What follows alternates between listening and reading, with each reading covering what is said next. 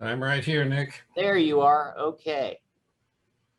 And I've got the sharing capability for everybody who's presenting, so you should be in good shape. So, Okay, are you ready to roll? I am ready to roll. Okay, high ball then. Uh, All our right, second I presenter am. today is John Ott, who's a Los Angeles-based science administrator, or science illustrator, not an administrator. You have a much more fun job than an administrator. American history enthusiast and contributor to the Railway and Locomotive Historical Society's Railroad History magazine.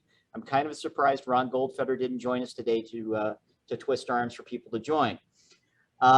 He is going to be talking today about Thomas Rogers and his locomotives. This talk's called Mr. Rogers' Neighborhood. And John, all yours. All right, well, let's get the show going here. Slideshow, play from start. And Nick, you can see everything, right? Yes, pretty as a Okay, picture. good. So yeah, my talk is called Mr. Rogers' Neighborhood, and it concerns Thomas Rogers, the famous locomotive builder from the 1800s, one of the pioneer locomotive builders. And I'm going to be showing you some engines, and we're going to be talking a little bit about Mr. Rogers himself. Now, I am an illustrator, and for the past 6 years, I've drawn about 100 American locomotives from the period 1850 to 1875. These are inspired by the color lithographs that the early engine builders used to make. And this was the period when locomotives were the most colorful. Some of these drawings have appeared in the Railway and Locomotive Historical Society's Railroad History magazine, and others are available as prints on my website or intended for my own future book on the subject. All the technical details and the colors of these engines have been thoroughly researched. And in the process of researching them, I've come across the lives of many men who built the machines, who in my mind, whose personal stories are not any less fascinating. We're going to talk about one of them today. Now, there's not a lot to see in Paterson, New Jersey these days, at least railroad related. This is the Paterson Museum. It's housed in the former erecting hall of the Rogers Locomotive Works. It was once the second largest locomotive factory in the nation. Paterson in the 1850s was a major hub of steam locomotive production in America. It was the home of 4 competing locomotive builders. 3 of the 4 locomotive shops sat side by side on 4 small city blocks. The Rogers Works, which was Rogers, Ketchum, and Grosvenor. The Grant Works, which started as Swinburne Smith, later the New Jersey Locomotive and Machine Works, before it got bought by Oliver Grant. And the Cook Works, which started life as Danforth Cook. The rivalry between these close neighbors lasted a half a century. Very little of the locomotive district remains today in Paterson. Its story is mostly forgotten or obscured by a further century of time. But the story is fascinating, at least to me, especially how the city came to have 4 competing locomotive factories. And this is a story how. The Rogers Works was the first and the biggest locomotive shop in Paterson. The company was founded in 1831 by a house carpenter from Connecticut, name of Tom Rogers. Now, Tom Rogers has a supersized reputation in most locomotive history books. If you've read about the development of American locomotives, he's inevitably portrayed as an inventive locomotive building genius. The locomotive designer, book author, and railroad journalist Zara Colburn famously wrote in 1853 that Thomas Rogers may be fairly said to have done more for the modern American locomotive than any of his contemporaries. And you see this quote again and again and again. It's made it into many accounts of the Rogers Locomotive Works. But to put it in context, what the accounts always fail to add is at that time, Zero Colburn was looking for a job in Paterson, and that he was made superintendent at the Rogers Works a short time afterward. This goes back to what Bernie said. The more things change, the more things stay the same. Life in America hasn't changed all that much. In 1812, Rogers arrived in Paterson as a 20-year-old house carpenter. It was said anecdotally that he valued his work too highly and charged too much. And there are very few other anecdotes about Rogers and his life, which is a curious point which I will touch on later. After fighting in the War of 1812, he started his own woodworking business with $50. He joined with two others in 1821 to form Godwin, Rogers, and Clark to build power looms and other textile machinery.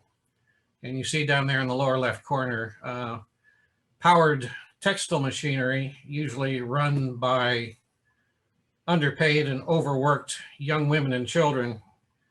The need for textile machinery was really the driving force behind the American Industrial Revolution. Somebody had to turn all that Southern cotton into cloth. Now, Rogers worked for 10 years, and then he withdrew from his partnership, taking his full share of $36,000 in cash and leaving his ex-partners nearly bankrupt. He started his own Jefferson Works, and shortly after that, he partnered with New York bankers Morris Ketchum and Jasper Grosvenor and changed the name of the firm to Rogers, Ketchum, and Grosvenor. By 1836, the firm had gotten involved in the booming new railroad business. Railroads really started to take off in America at that time. Rogers' machine shop filled an order for 100 sets of wheels and axles for the South Carolina Railroad. Other machine work followed, and one thing led to another. And to make a long story short, in 1836, the Rogers Works was asked to build a locomotive. Now, being a woodworker, Tom Rogers didn't have much to do with the building of the first Rogers locomotive. He hired an English engineer to do the job. Most locomotives at that time were imported from England. But he fired that English engineer over some disagreement. Rogers' pattern maker, a man named William Swinburne, stepped in and took over. Now, after a year of effort, Swinburne finished the Sandusky in October 1837.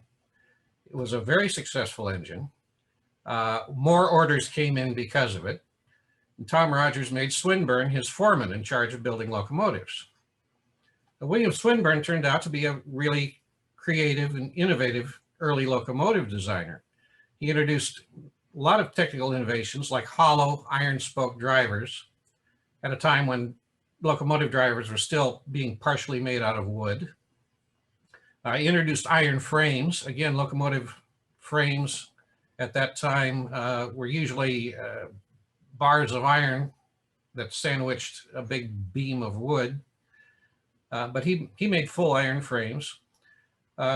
He developed wheel counterbalances, counterbalanced the effect of the driving rods on the wheels. And he introduced Bury haystack boilers, which are the big kettle dome boilers with the big domes over the fireboxes. He's responsible for building 70 engines over the next 8 years, including Rogers' first 440s. And there's one engine that survives from William Swinburne's time down in Cuba, the little engine La Junta, a 422, which was built by Rogers in 1843. And don't let the red color fool you. It wasn't painted red until after the Communist Revolution. But William Swinburne quarreled with Rogers over money and treatment and led a walkout in 1845, taking many of the equally disgruntled skilled workmen with him.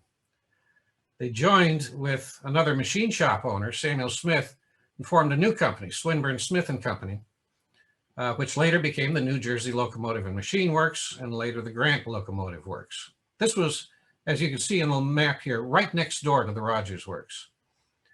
Later, Swinburne decided to go off on his own, started another locomotive shop, W. Swinburne and Company, a few blocks to the east. If you're keeping count, that's 3 locomotive factories in Paterson so far. To replace Swinburne, Rogers chose a 21-year-old pattern maker named John Cook. Irish descent, came from Canada, worked at Rogers since he was an apprentice. He was Swinburne's assistant, and later on he would become Swinburne's son-in-law. But Cook also turned out to be a very important, innovative engine designer. He introduced several important innovations, not only to Rogers, but to the entire locomotive industry. And these include the wagon top boiler, which you see on most 440s from this time forward. He used 2 steam domes, which was a feature that was copied by the Baldwin Works. Baldwin kept selling engines with 2 steam domes up through the 1880s. The front steam dome was for the throttle. The rear steam dome was for the safety valves. John Cook leveled out the cylinders. Before that time, most cylinders on locomotives were mounted at a slant, bolted to the smoke box. John Cook brought them down and attached them to the frames where they should have been from the very beginning. He used spread-wheeled pilot trucks, which made the pilot trucks more stable. And he introduced Stephenson link valve gear, which he copied out of an English engineering textbook. Some locomotives in America had used Stephenson links earlier, but John Cook was really the guy who made them stick, and other railroads realized the advantage. It was a very simple mechanism, easy to maintain, to control the amount of steam going into the cylinders, economizing the engine. But failing to get a raise or a share in the company, John Cook left Rogers in 1852. He joined up with Rogers' old textile machinery building rival, Charles Danforth, and formed Danforth Cook and Company. Later, after Danforth's death, it became the Cook Locomotive Works. And so, because of his habit of driving off talented mechanics, who then went into business for themselves, Tom Rogers gave his home city 4 major locomotive factories. And together, they built nearly 11,000 locomotives by 1915. Even after Cook left, Rogers kept building engines to Cook's patterns for the next 10 years. And with that as an introduction, we're going to look at the most famous Rogers engine, the General of the Western Atlantic Railroad, the most famous engine of the Civil War. Stolen by the Andrews Raiders in the Great Locomotive Chase. It was built by Rogers in December 1855. It was otherwise a pretty normal 440 for the time. By the little inset here, you can see that it was built pretty close to John Cook's patterns. It had the twin steam domes, it had level cylinders, spread wheel pilot trucks, Stephenson valve gear, virtually the same locomotive. And I really wanted to draw this locomotive as it was either new or as it was during the Civil War. During the Civil War, during the Great Locomotive Chase, it was only about 7 years old. Now that was difficult to do if you're starting from scratch, because there aren't very many good references for how the General looked during the Civil War. There was only a few photographs taken, and that was after the engine got blown up in an ammunition train explosion at the Fall of Atlanta. And you can see the photo over here on the left, without a cab, without a sandbox, without a bell, without a headlight, with the tender caved in and askew, pretty much a wreck. And that's basically the only photographic reference anybody ever had on how the General looked in the Civil War. After the Civil War, the engine was completely rebuilt. They gave it a brand new boiler, brand new cab, brand new tender. They changed it over from wood burning to coal burning. And basically, it was a brand new engine from the wheels up. And when it came time to restore the engine to display it at the 1893 Chicago World's Fair, by that time they realized it was a historic Civil War engine. The railroad cleaned it up, removed the modern appliances like the air pump, gave it a great big balloon stack, and then called it a day. And that's basically how the locomotive looks today in its little museum down in Kennesaw, Georgia. Now, most modern reconstructions of the General begin with this Wilbur Kurtz painting of 1909. Kurtz was the son-in-law of conductor William Fuller, the Confederate hero of the Great Chase. He's the guy that took off on foot after the stolen train and worked his way up, borrowing locomotives and so forth, until he and his men chased down the General and recaptured it. But anyway, Kurtz interviewed the surviving participants of the Great Chase in the early 1900s. He based his reconstruction painting on their memories and surviving photos that he found of similar engines. And when I started my reconstruction, I wanted to find out how accurate all this was. So more than a century had gone by since he made that painting. So I went and started where he started. I went and got photographs and shop drawings where I could find them. I put everything in chronological order so that I could tell what incremental changes were made to the locomotive design year from year, in the hopes that I could place the General in some sort of a sequence of development. I put little notes as to the various features as they changed over the years. For decoration reference, I had a couple of Rogers lithographs from the 1850s that at least gave a clue as to how they decorated their engines when they first came off the showroom floor. And I had Wilbur Kurtz's original notes that he made describing the colors of the General and who he interviewed to get that information. It says here, the watercolor drawing under the supervision of Mr. Bell, who saw the locomotive many times during the Civil War period. Later, as an engineer on the Western Atlantic, he ran it. So he got his description of the colors, the decorations of the General from somebody who actually ran the engine. I felt this was good enough. A neat little detail that I found when I looked at all these Rogers photos was this style of hand-drawn lettering that they used on the tenders.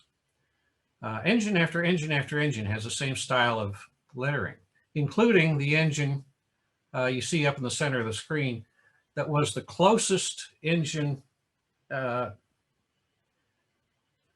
the same time that the General was built. The closest one that I could find a photograph of anyway. So it was a cool little detail to add to my drawing. And so what I ended up with was a drawing that, yeah, it's always going to be conjectural. Any drawing of the General is always going to have an element of conjecture to it. But I felt that this at least had a lot of solid reference information behind it. And to Wilbur Kurtz's credit, it doesn't look all that much different from his painting back 110, 111, 112 years ago. And in case anybody's wondering, I did the same thing, went through the same process with the other engines of the Great Chase. I did the Texas, which is now down in the Atlanta History Center, restored to its 1880s, 1890s appearance. Interestingly, this engine was built by Danforth Cook within a year of the General and within a block and a half of where the General was put together. Again, it's a John Cook locomotive. It's interesting to consider that the locomotives, both locomotives, the Chaser and the Chasee in the Great Locomotive Chase, came from the mind of the same locomotive designer. Likewise, another locomotive in the Great Chase, the Yonah, which was used in the Pursuit. It's an earlier Rogers engine from 1849, before John Cook had made all the major changes. And you can see it still had the kettle dome, the Bury boiler, square sandbox, slant cylinders, pilot wheels close together, and gab hook valve gear. I restored, besides these locomotives, another locomotive from close to the General's time. This is the Kittatinny from the Delaware, Lackawanna, and Western Railroad. Now this one was a no-brainer because not only did I have good photographs and shop drawings of this locomotive, but I also had a written color description. This is very rare. Very seldom do you come across a written color description of a locomotive from this era, which brings up the question, why do we have to work so hard to find out how these engines were painted? Most people these days just don't have any idea about how colorful these engines were, how they were painted, why they were painted, anything like that. But let me read you the thing, and you can kind of get an idea. It's from a June 1902 Railroad Gazette article. Hitherto nothing has been said about the painting of these old engines. It was gaudy and would be ridiculous to modernize, resembling that of a circus cart or chariot. The specifications for Kittatinny will suffice for the others. It calls for the following prismatic decorations: wheels and cowcatcher, dark brown with vermilion stripes. Frames, belly band, braces, wheel covers, and reversing shaft lever, green with black stripes. Pumps, vermilion with black stripes. Section pipe, green. Smokebox front, dark brown with scrolls. Smokebox door, green with vermilion stripes around it. Tenders were also enlivened with a surprising assemblage of vermilion, blue, green, and purple, showing that engine builders knew little about the artistic combinations of colors. Well, this helps explain why so few descriptions in paint and color made it through the great filter of turn-of-the-century railroad scholarship. The commentators were way too embarrassed by the way previous generations had used color. But the sobriety of Edwardian times did not apply to the early Victorians. Victorians liked to use rich, dense colors, and they were much more concerned with color contrast than color harmony. They associated the use of color with extravagance, luxury, and wealth, which was precisely the image that the railroads wanted to cultivate. So locomotives back then were rolling advertisements of a railroad's affluence. And how extravagant could they get? Well, here's a good example. In 1865, 1866, Rogers built a batch of 14 first-class passenger engines for the Erie Railroad. Most of them were merely flashy, but two had eye-popping amounts of extravagant decoration. Those two were named after a pair of image-conscious Erie officials, and each got its own individual treatment. And I was lucky enough to be helped in these restorations by someone who had generously shown me photocopies of the original Rogers order sheets, which specified all the fancy detailing done on these engines. Now, the run-of-the-mill engines were attractive enough. They were painted all in wine red, with a green tender panel, green stripes, gilt lettering, gold striping everywhere, big red panel on the tender surrounding the engine number, vermilion wheels. All this was pretty normal for the late 1860s. but still made a very attractive engine. And you can kind of tell a good reason why Rogers engines were held in such high esteem at that time. But now the Henry Hobbs, number 326, named after one of the Erie superintendents. It was painted in Paris green, arsenic green. The engine was given nickel silver nameplates, number plates with ultramarine blue lettering and background, nickel silver jacket on the check valve, brass jackets on practically everything else, with steam dome, sandbox, cylinders, steam chest, and other fittings. The wheels were vermilion with gold and black stripes. The engine frames were Paris green with a wide red stripe and finer white stripes around it. Gold leaf was applied to the ends of the driver axles. The dome bases had gold and fine white stripes. The sandbox had a vermilion beaded top with gold ornaments on each bead. The cab was varnished natural walnut with gold leaf striping. And the tender had landscape paintings on either side, surrounded by a gilt scroll. The tender frame in the trucks had red and white stripes. And there was a photograph of Superintendent Hobbs mounted in a little brass frame between the drivers. And the other engine, the H.G. Brooks, was named after Horatio Brooks, who was the motive power superintendent. And later on, he founded the Brooks Locomotive Works in Dunkirk, New York. His engine was all wine red with details similar to the Henry Hobbs. But his tender had two landscapes painted on each side, bordered by a painted floral trellis. Between the landscapes was a panel of rich blue with the initials HGB in Old English cipher. If you look real close, have a lot of imagination, you can see the H on the left and the G on the right and a big B enclosing it all.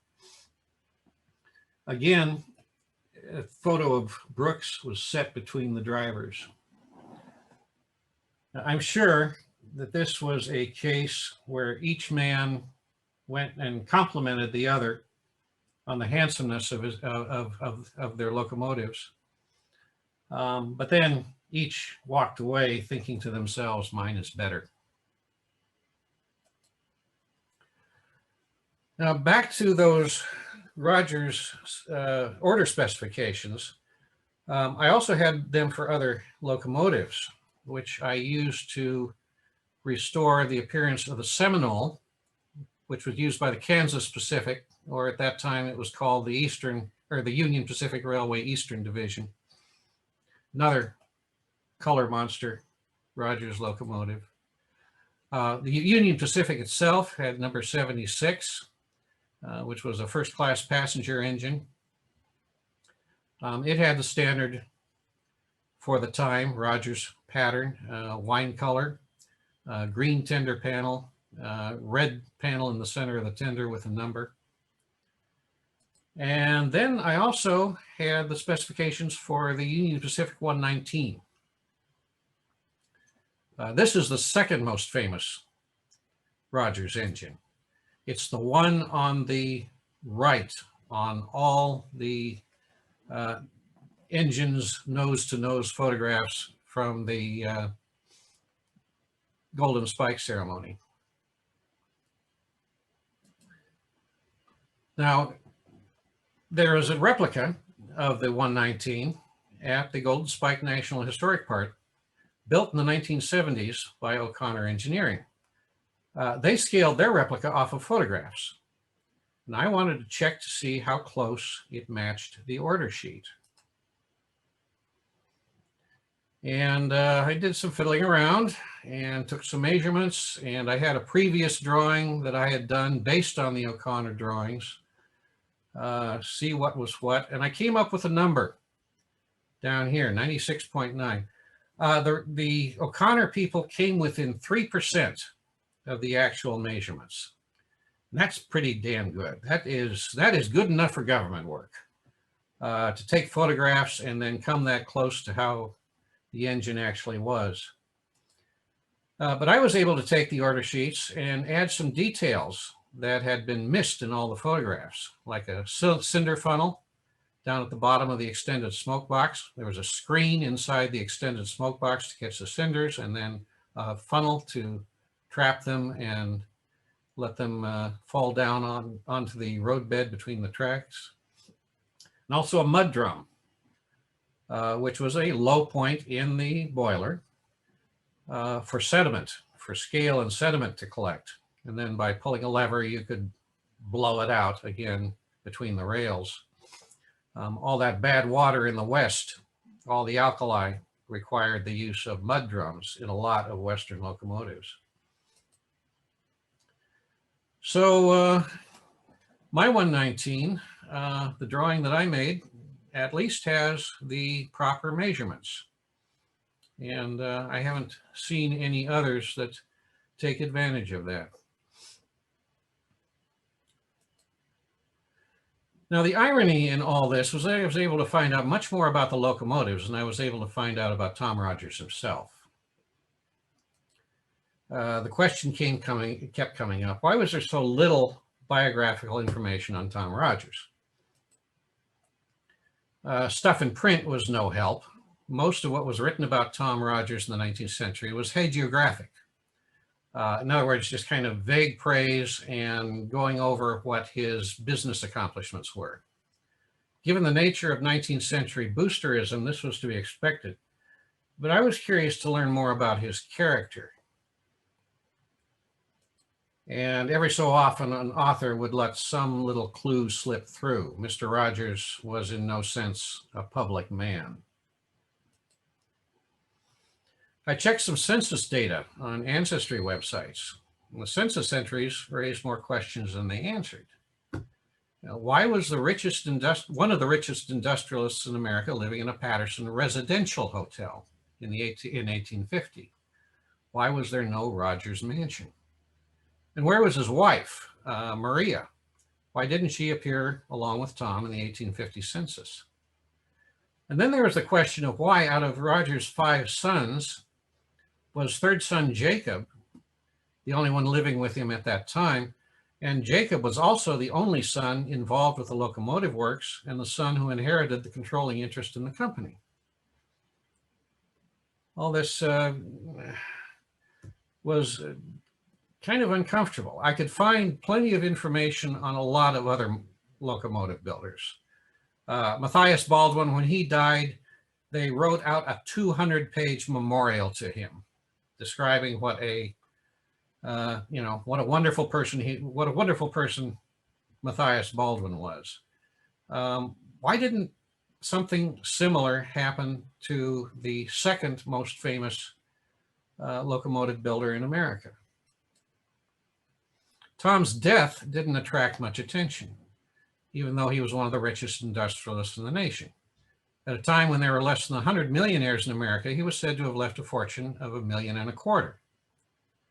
But his funeral was held in the parlor of a New York row house, not what anyone would expect for a man of prestige. And here's a little death notice in the New York Herald. The relatives and friends of the family are respectfully invited to attend the funeral tomorrow afternoon at 3 o'clock from his late residence, number 88 Hammond Street, without further invitation. There's a little bit of a lack of pomp and circumstance there, and that was another curious thing.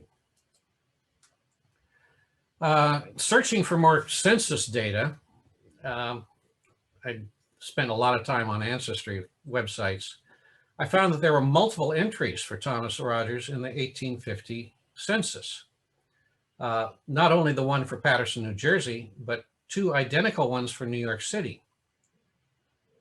They revealed that besides his Paterson family, Tom Rogers had another family in New York and 2 more children.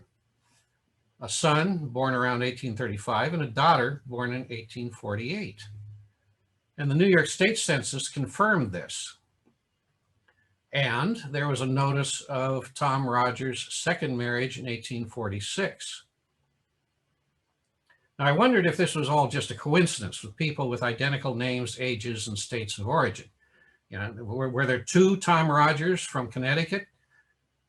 It was an entire possibility. Tom Rogers isn't that rare of a name, but it was an uncomfortable discovery. And finally, all of this was cleared up when I got a look at Tom Rogers' last will and testament. It confirmed several things. Tom Rogers had a very complex and irregular private life by the early Victorian standards and the social expectations of the day. We know he married his first wife in 1850, Maria. They had 8 kids. But he also had a natural son in 1835 with a New York woman. He is listed in the will. He apparently divorced his first wife, although this is just an assumption. I can't find any records of it anywhere. She wasn't locked up in an attic like in some Victorian novels or anything like that. She was in the 1860 census running a New York boarding house, and she lived until 1868. Divorce at that time in New York and New Jersey was granted only very rarely and for extreme cases of adultery, bigamy, or desertion. It's probable that Rogers got a divorce. I just can't document it. He married Elizabeth Smilliger in New York in 1846 and had another daughter, Virginia. Now, Victorians and Edwardians were very reluctant to discuss episodes like this in print. Like I said, I can't find anything that mentions the divorce. But this doesn't mean that the circumstances were not known in public or ignored. So, after Rogers' death, after working as a draftsman for his father for $10 a week, Jacob Rogers, the third son, inherited control of the Rogers Works at age 33. The works were actually taken over by the talented English locomotive designer, William Hudson. And he kept the quality of the work very high. And Rogers locomotives continued to be highly respected and bought by multitudes of railroads throughout the 1800s. Jacob protected his father's legacy by pushing the idea that all the Rogers Works innovations were Tom's ideas alone. In all the literature put out by the Rogers Company, William Swinburne and John Cook are barely mentioned and given no credit.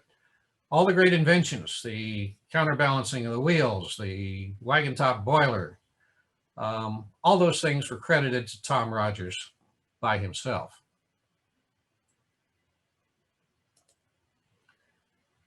Now, son Jacob faced public hostility and fought endless battles with the uncooperative Paterson city government. He was given a reputation as a rake and a misanthrope, but he ran the works until 1900. He died in 1901, willing his $8 million fortune to New York's Metropolitan Museum of Art. The Rogers Company reorganized after his death, but it was taken over by Alco, the American Locomotive Works, in 1905, and the aging factory was finally closed in 1913, after building a total of 7,300 locomotives. Jacob, it's comical to read the stuff that was written about Jacob Rogers after his death. His hometown obituary called him a pure animal man with no sentiments born of human love or human sympathy. There you can see on the right another notice: few praise, Rogers, locomotive builder not liked, was a unique character, an eccentric millionaire, donor of $8 million, noted for minding his own business. I think it's at least hypothetical that Jacob was being made to pay for his father's perceived transgressions. This was an age when people took that stuff extremely seriously. And anything outside of the normal family structure was fair game for scandal. So what can be summarized about the life and work of Thomas Rogers? He had a background as a carpenter and a woodworker, not as a mechanic or engineer. Nevertheless, he ran a successful machine shop in the early days of American industrialization and built the second largest steam locomotive factory in the United States. Thanks to his choices for superintendents and master mechanics, his locomotives were among the most advanced and reliable machines anywhere. But he was a difficult man to work for and lost several talented employees to his competition, inadvertently gifting his hometown of Paterson with 4 competing locomotive factories. He defied some important social conventions in his private life. And because of this, despite great wealth, he and his heirs had little impact on society and had to face a lot of self-righteous hostility, local government opposition, and ostracism. Basically, they were tainted by scandal and nobody wanted much to do with them. And the end result was a lot of bias and misinformation in the story of Thomas Rogers. He wasn't the locomotive building genius portrayed in most locomotive histories. He was a much more complex individual. And just as a coda, in 1900, Jacob Rogers exhumed the members of his immediate family from their various resting places and reburied them close together in Paterson's finest cemetery, around this big obelisk that's marked Rogers. Both Tom and Maria, his parents, are there, plus Jacob's siblings, nephews, and nieces. But probably, unsurprisingly, he didn't include his stepmother.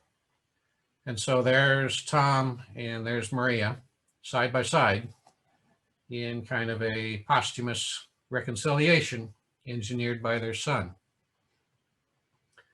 It all just goes to show real people built these machines. And I think we ought to remember that. So thank you. Thanks to the Barriger Library, and thanks to Nick Fry for hosting. And thank you all for attending. Nick, I'll let you take over and do some questions. Okay, yes. If anyone has questions, just like if you were here for Bernie's presentation, or if you have just joined us, we are having the presentations through the chat function. If you have any, just go ahead and type in chat, and I will relay them to John. Tom Radis has complimented you on your remarkable and very impressive research. This, John, I'm always impressed by your graphic work that you do for these locomotives, but this is just, I mean, the research done on the person of Rogers is just fascinating. And I find it interesting, you know, it seems so many of these engineering, for lack of a better term, savants of this time frame, particularly who were drawn to the development of locomotives, had these very difficult personalities. Yeah. I'm comparing him to Zara Colburn. Yeah. And to Ross Winans. Mm-hmm. You know, it seems like, you know, these I guess this is kind of the beginning of the popular image of the cantankerous mechanical genius. Yeah, well, in your other research, I mean, for lack of a better term, have you found any well-adjusted locomotive designers in this time frame? Oh yes, there are several of them that had absolutely boring lives. Good. You know, like George Griggs spent his entire life and career in one small town in Boston, outside of Boston. He built his locomotives. He went to church. He had his family. Nothing ever happened to him.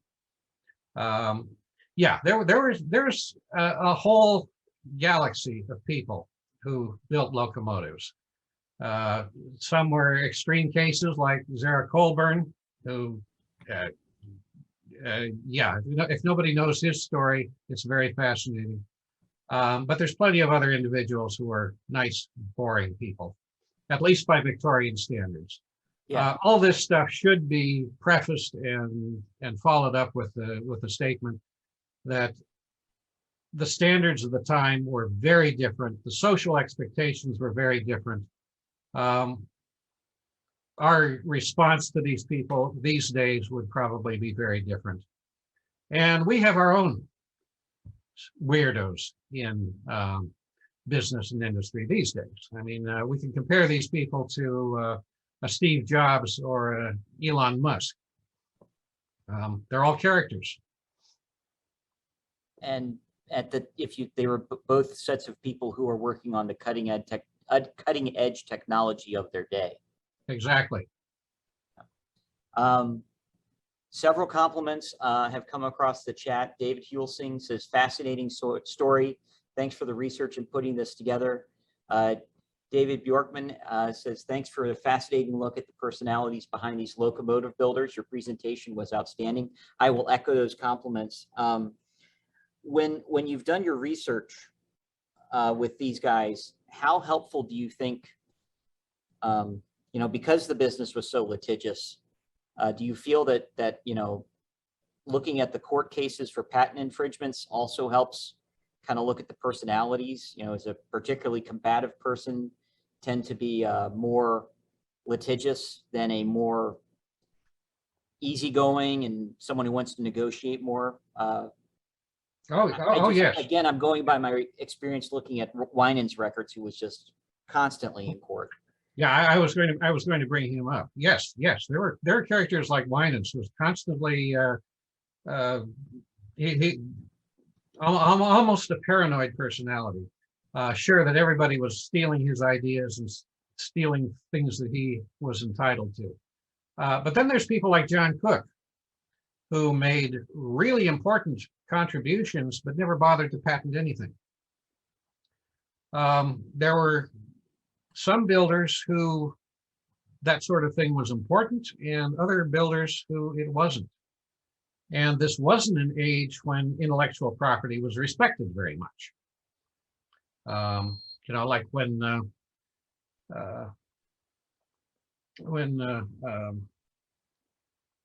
Mason's foreman, Healy, took off and went to McKay and Aldous.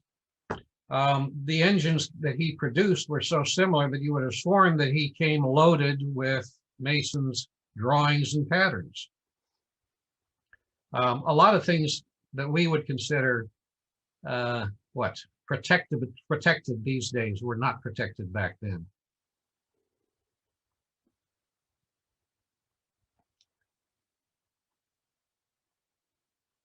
Okay, thanks, John. I do have one question that's come up. Were there certain colors used more frequently than others? Is there some logic behind the choice of colors selected for these locomotives? Yeah, every color choice had some sort of documentation behind it. For general ideas, locomotives in the 1840s were almost invariably dark green with black striping. That seemed to happen again and again and again from company to company to company. It was the scheme that you saw earlier on the Yona, and again modified for engines like the General. In the 60s, in the late 50s and 60s and 70s, everything went crazy. Any color was acceptable. Although builders did have certain things that they stuck to. Now, by 1870, companies like Baldwin were putting this all in books and writing it all down and making color specifications. With Baldwin locomotives in the early 1870s and from then on, you could specify, okay, I want an engine painted type 1 or type 2 or type 3. Give me those paint jobs. And all the patterns were there, all the lettering patterns were there, the striping patterns, how you painted the cab, how you painted the dome bases, what you painted the wheels, all the arabesques and filigree.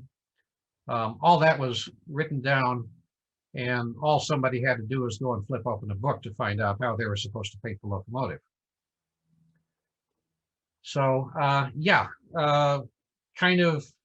it started with kind of a monochrome at the beginning. It went through a period of intense color, which is what I'm interested in. And then the era ended up with much more rigid color standards.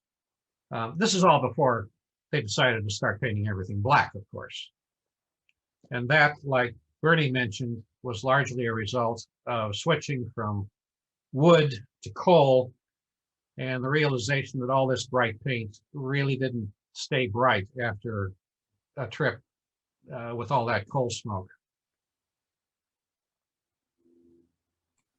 All right. Thanks, Okay, John. Nick, I'm going to stop sharing. Okay. Looks like the only other comments we've had were, again, tremendous presentation. This is from Bill. Wonderful look into the life and works of a great man. So again, John, thank you very, very much for your presentation. If anyone happened to have to walk away or miss part of it, this will be available through the Mercantile Library's website. And everybody who signed up, I'll send a link for the page so everybody can join in. We're going to take about 5 minutes as